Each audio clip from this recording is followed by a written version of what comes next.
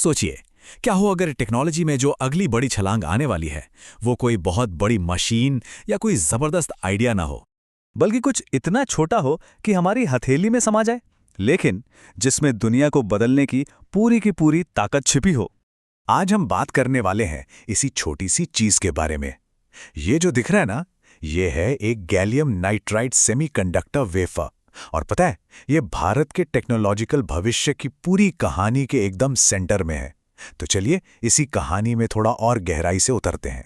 तो सबसे पहला सवाल तो यही उठता है कि आखिर ये गैलियम नाइट्राइड, जिसे शॉर्ट में गैन कहते हैं, इसमें ऐसा क्या खास है गई? देखिए, सीधी सी बात है, गैलियम नाइट्राइड एक सेमीकंडक्टर है, बिल्कुल सिलिकॉन की तरह ही, पर इसकी जो बनावट है ना, वो इसे कहीं ज्यादा पावरफुल बना देती है।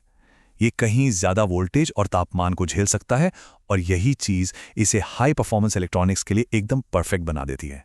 आप जरा इस तुलना को देखिए, ये सब कुछ साफ कर देगी। गैन जो है वो सिलिकॉन के मुकाबले करीब करीब 2 गुना तेज है, 3 गुना ज्यादा वोल्टेज संभाल सकता है, और सबसे बड़ी बात, इससे बने डिवाइसेस 40% तक छोटे हो सकते हैं। मतलब क्या हुआ? ज्यादा पावर एक छोटे से नन्हे से पैकेज में। और हाँ, ये कोई भविष्य की टेक्नोलॉजी नहीं है, ये आज की हकीकत है। अगर किसी के पास वो छोटा वाला फास्ट चार्जर है ना, तो बहुत ज्यादा चांस है कि उसके अंदर गैन ही काम कर रहा है। व्हाइट एलईडी बल्ब से लेकर 5G टावर्स और यहां तक कि एडवांस डिफेंस रडार तक, गैन आज हमारी दुनिया को पावर दे रहा है। तो ठीक है, ये टेक्नोलॉजी तो बड़ी कमाल की है, लेकिन सवाल ये है कि भारत के लिए इसके क्या मायने हैं। चलिए अब देखते हैं कि असली चुनौती आखिर है कहां।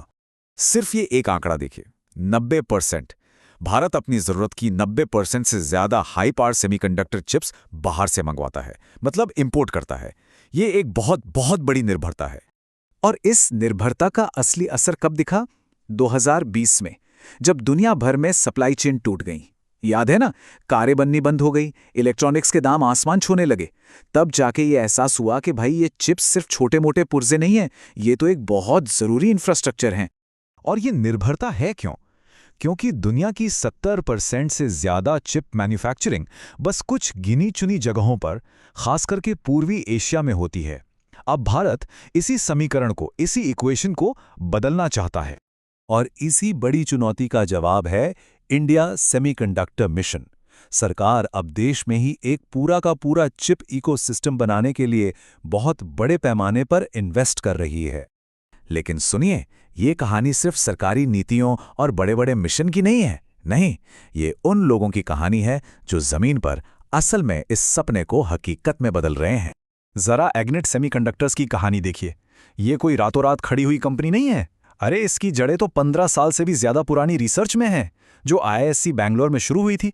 रिसर्च से लेकर एक स्टार्टअप तक का ये लंबा सफर, ये दिखाता है कि इस काम के लिए कितना गहरा ज्ञान और कितना ज्यादा सब्र चाहिए। अच्छा, तो ये चिप्स बनती कैसे हैं? देखिए, प्रोसेस तो बहुत ज़्यादा कॉम्प्लेक्स है, लेकिन आसान भाषा में समझें तो एक सिलिकॉन के बेस पर गैन की एक बहुत ही पतली लेयर, एक परत उगाई जाती है, और फिर सैकड़ों स्टेप्स के बाद जाकर एक वेफर तैयार होता है, जिसमें से हजारों चिप्स निकलती हैं। अब जाहिर सी बात है, इग्निट जैसी स्टार्टअप्स के लिए ये सब कुछ अकेले कर पाना तो नामुमकिन है, और यहीं पर सरकार का सपोर्ट काम आता है। IISc में बना GECI इनक्यूबेटर, यानी gallium nitride ecosystem enabling centre and incubator, ये इन कंपनियों को वो महंगा इंफ्रास्ट्रक्चर और वो एक्सपर्टाइज देता है जिसकी इन्हें सबसे ज्यादा जरूरत होती है।